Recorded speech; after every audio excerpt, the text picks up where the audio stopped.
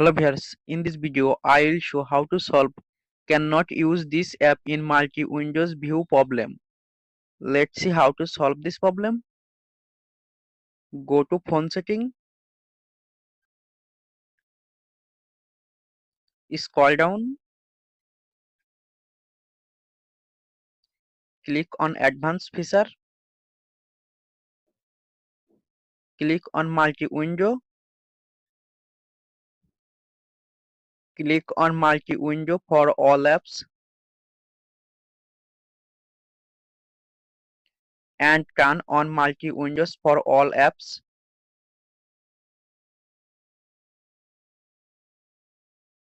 and press on power button.